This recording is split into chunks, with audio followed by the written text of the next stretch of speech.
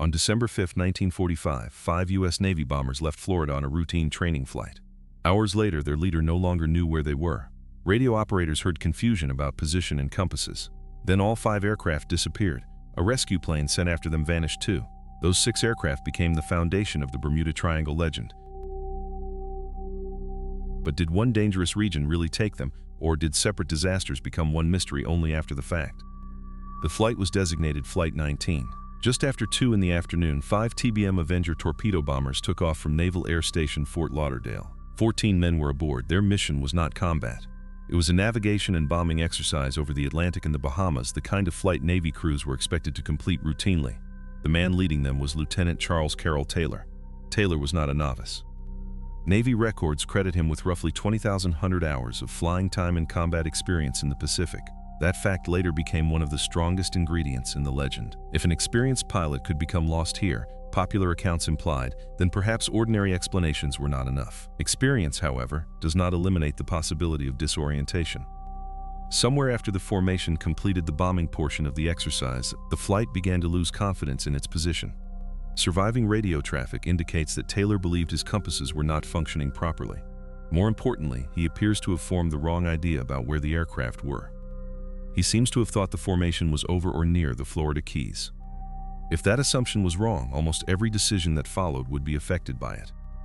The geography matters. The training route took Flight 19 east of Florida into the Bahamas. From the air, low islands, shallow banks, open water, and changing weather can become difficult to interpret, especially once a pilot has already committed to a mistaken position. Navigation in 1945 also depended on something modern viewers rarely have to think about. There was no GPS. Pilots relied on heading, time, speed, landmarks, radio communication, dead reckoning, and their own mental picture of where the aircraft had traveled. A small mistake could grow. A wrong assumption could grow faster. Fragments of the radio records suggest that not everyone in the formation agreed with Taylor's interpretation. At least some pilots appear to have believed they should fly west. If the formation was where later reconstructions place it, west was the direction that could have brought them back toward the Florida coast. Taylor was the flight leader, and the formation stayed with him. This is the first place where the legend and the historical problem begin to separate. Popular retellings often present Flight 19 as a mechanical impossibility. 5 aircraft enter a mysterious zone. Their instruments stop behaving. Experienced men lose all sense of direction. Then the entire formation disappears. The surviving record suggests something less supernatural, but in some ways more unsettling. A navigations emergency may have been developing in real time while the men involved still had enough information to disagree about what was happening. The central problem was uncertainty. Taylor reported compass trouble, but no confirmed wreckage from the flight has ever been recovered, so the instruments cannot be tested today. We cannot prove that every compass was functioning normally. We also have no evidence that an unknown magnetic force affected the aircraft. What the record does show is a formation becoming increasingly unsure of its location. Over open ocean, that uncertainty can become fatal. As the afternoon continued, conditions worsened. The exercise had begun in weather considered suitable for training, but the environment did not remain static. Seas became rougher, visibility deteriorated in places, and a weather front moved through the wider region as daylight faded. Flight 19 was also running out of something much more basic than navigational certainty: fuel. An Avenger could remain airborne only so long. Every additional course change reduced the time available to correct the error. Radio stations attempted to obtain a useful bearing on the formation. Communications were incomplete. Messages were sometimes weak or confused. The exact location of the aircraft remained uncertain. Taylor eventually ordered the formation to stay together if they were forced to ditch. A fragment preserved in Navy accounts records the instruction that when the first aircraft fell below roughly 10 gallons of fuel, they would all go down together. There's no paranormal element in that statement. There is only arithmetic. 5 aircraft, an uncertain position, fading daylight, worsening conditions, and fuel gauges moving toward empty. At some point that evening, the transmission stopped. None of the 5 Avengers returned. No confirmed wreckage from Flight 19 has ever been recovered. That absence became central to the Bermuda Triangle legend. If the aircraft simply became lost and ran out of fuel, why has no one found them? Before asking that question, another aircraft entered the story. The Navy launched a large search effort. Among the aircraft dispatched was a PBM Mariner flying boat carrying 13 men. It took off from Banana River Naval Air Station in Florida. Less than half an hour later, the Mariner was gone. Now the story seemed to have doubled in strangeness. 5 bombers vanish, then an aircraft sent to search for them vanishes as well. 27 men were missing by the end of the night. Seen from a distance, especially after decades of retelling, the sequence feels almost designed to become a legend. A group enters a patch of Atlantic and disappears. The rescuers follow and suffer the same fate. The evidence surrounding the Mariner points toward a different kind of event. Navy records note that gasoline vapor could accumulate in the bilges of PBM aircraft, creating a serious fire hazard. Contemporary reports also include a ship in the area observing an airborne explosion and later passing through an oil slick. That does not allow us to reconstruct every second of the Mariner's destruction. It does weaken the assumption that the search aircraft disappeared for the same reason as Flight 19. 2 events can occur close together without sharing one hidden cause. That distinction becomes critical because the Bermuda Triangle is built from many cases grouped together in exactly this way. Flight 19 remains unresolved in the strictest sense. We do not have the aircraft. We do not know the exact point where each Avenger entered the water. The final moments cannot be reconstructed from physical evidence on the seabed.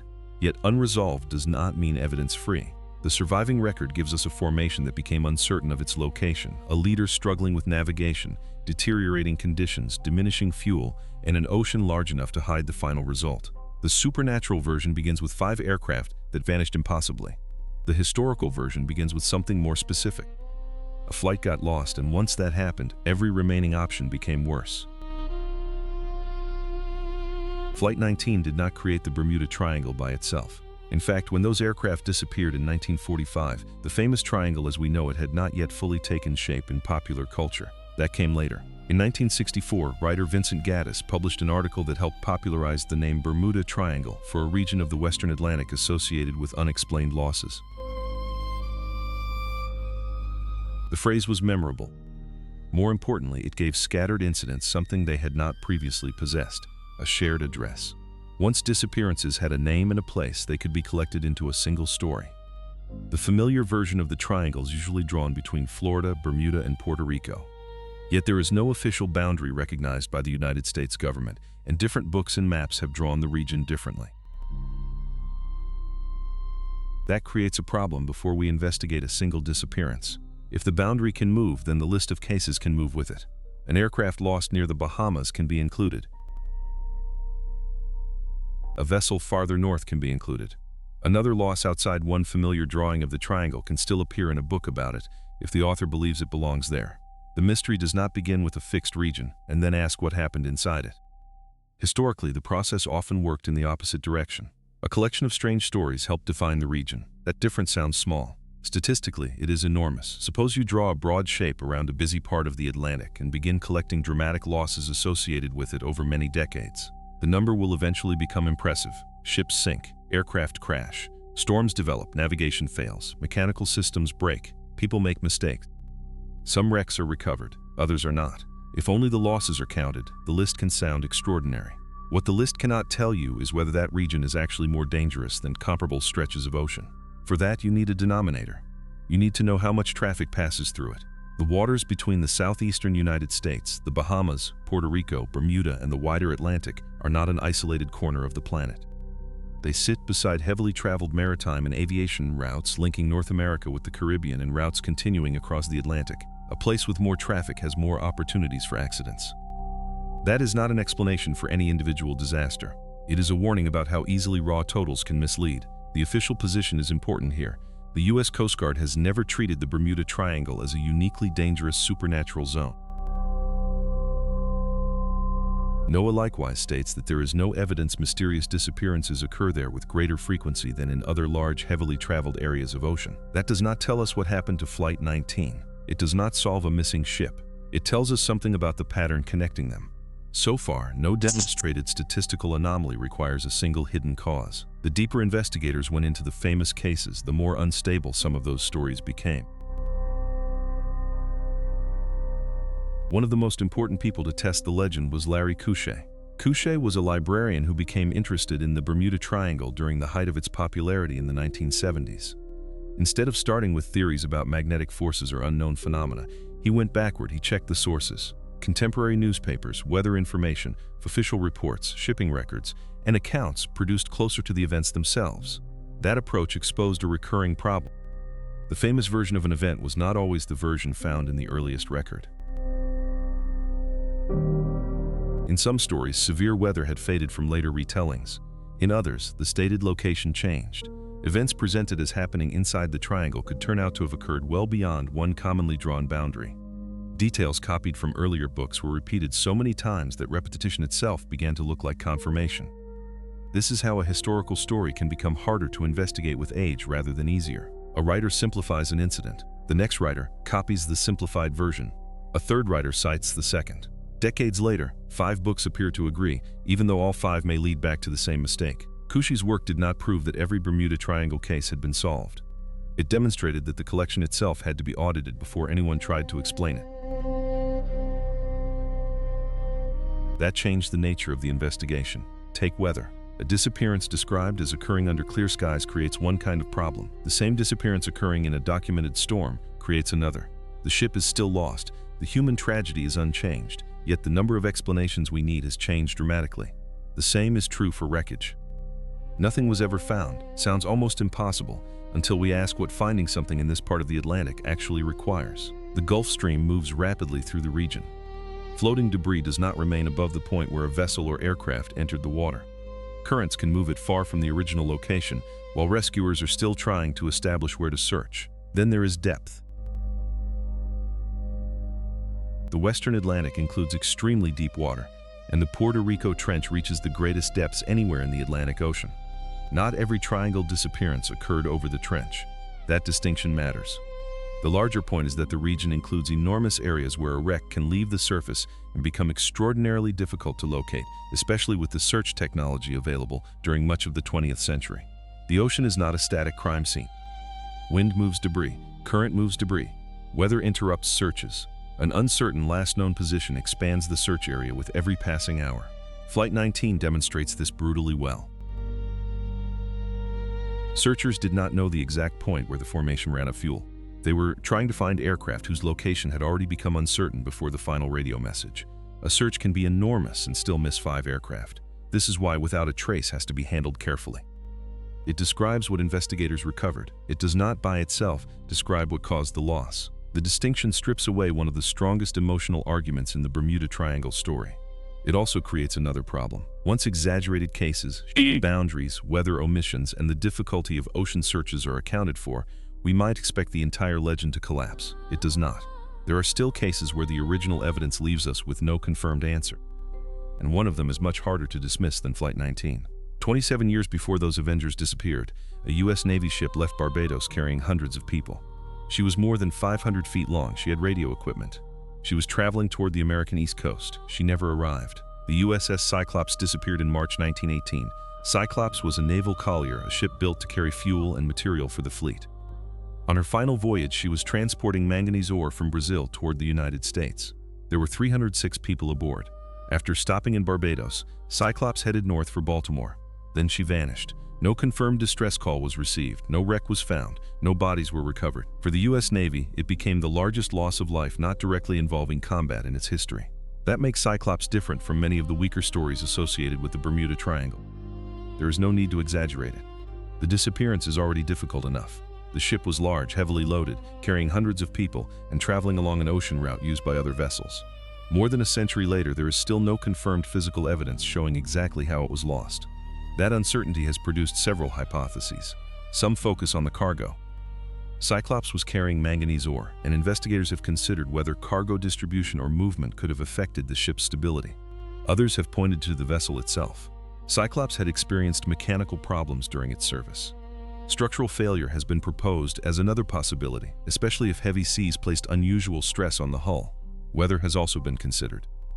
A ship does not need to sail through a famous hurricane to encounter dangerous conditions. Large swells, high winds, and a heavily loaded hull can combine in ways that become catastrophic very quickly.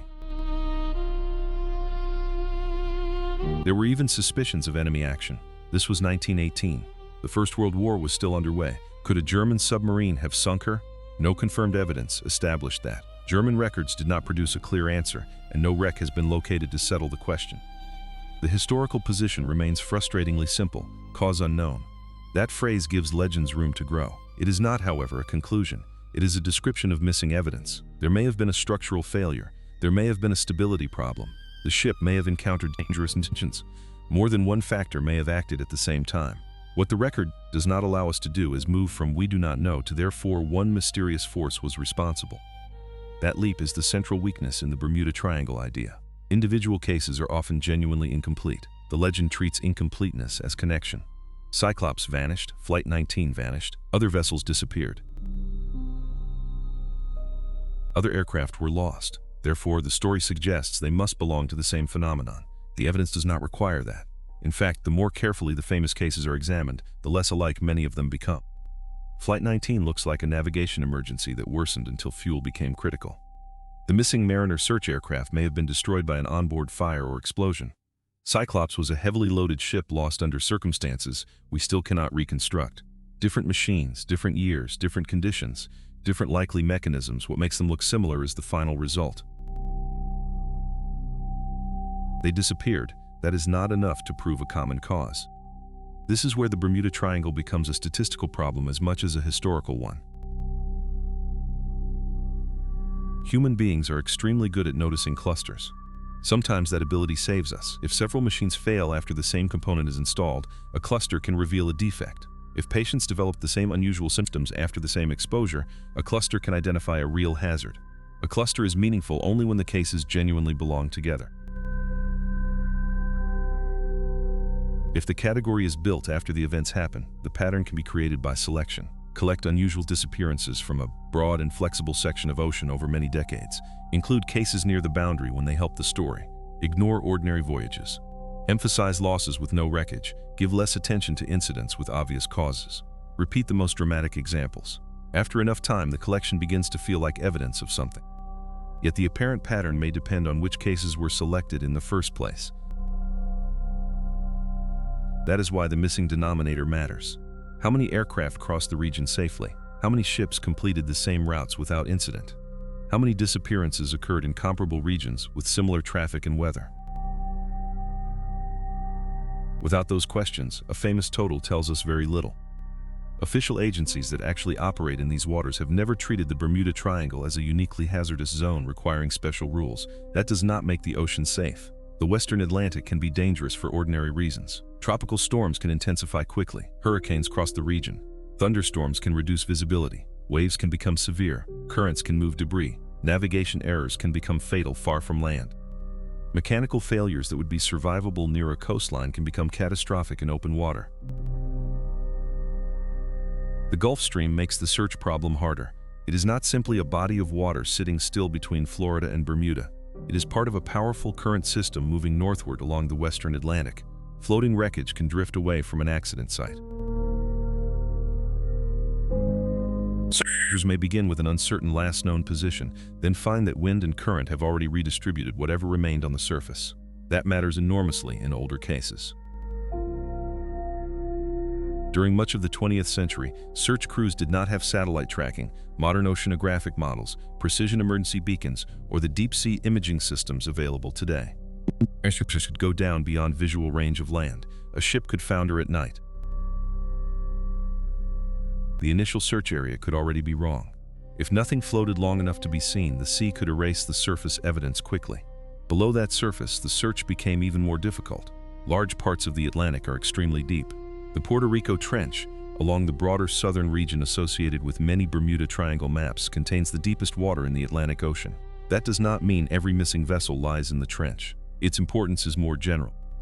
The popular image of the triangle often treats the ocean like a shallow lake where a missing object should eventually be found. The real Atlantic contains deep basins, steep underwater terrain, strong currents, and enormous search areas. For much of the 20th century, locating a specific wreck on that seabed could be extraordinarily difficult, even when investigators had a reasonably good idea where to look. If the last known position was uncertain, the problem became much worse. This gives "vanished without a trace" a different meaning. It stops being evidence that the normal rules failed. Sometimes it means the normal rules worked against the search. A vessel went down. Surface evidence moved. The search began with incomplete information. The bottom was deep. The wreck was never located. None of this solves Cyclops. Environmental explanations tell us how wreckage can remain missing. They do not tell us what broke the ship. The ocean can explain the absence of evidence without explaining the original disaster. That leaves Cyclops exactly where a careful investigation should leave it, unresolved, and that word points toward the deepest problem with the Bermuda Triangle legend. The legend does not tolerate separate uncertainties. It wants one answer, one force, one region, one mystery. The historical record keeps refusing to cooperate. Every time the cases are separated and examined individually, the single mystery breaks into smaller ones. Some become much less mysterious, some remain open. A few become more interesting because we can finally see what we genuinely do not know. This is where Larry Kush's archival work changes the question completely. Instead of asking what extraordinary force could explain the disappearances, he asked whether the famous versions of those disappearances were accurate in the first place. That was exactly the test the legend needed.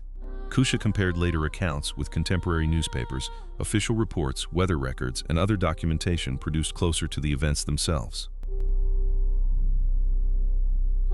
Case by case, the story began to change. Some losses described as happening in calm conditions occurred in much rougher weather than later books suggested. Some incidents were placed inside the triangle even though their locations were questionable or far from a commonly drawn boundary. Some dramatic details appeared only in later retellings. Once a mistake entered the literature, it could be repeated until repetition gave it the appearance of independent confirmation.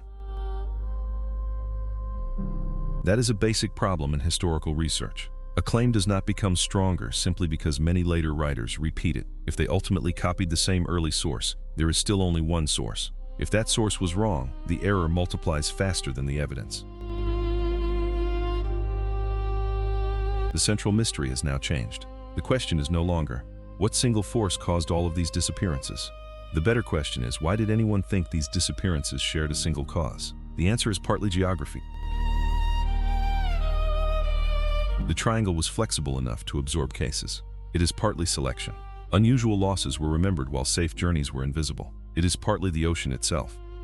Storms, navigation problems, mechanical failure, currents, deep water, and enormous search areas can make ordinary disasters look inexplicable once the physical evidence is gone. And it is partly storytelling. A missing ship is tragic. A missing ship inside a named zone of unexplained disappearances becomes part of a mystery. Once that mystery exists, every new incident is interpreted through it. The pattern begins feeding itself. This does not require deception. Most people who repeated Bermuda Triangle stories were not constructing a deliberate conspiracy. They were inheriting a frame. Once the frame existed, evidence that fitted attracted attention. Evidence that weakened it was easier to forget. That helps explain why the triangle could survive skeptical investigations for so long.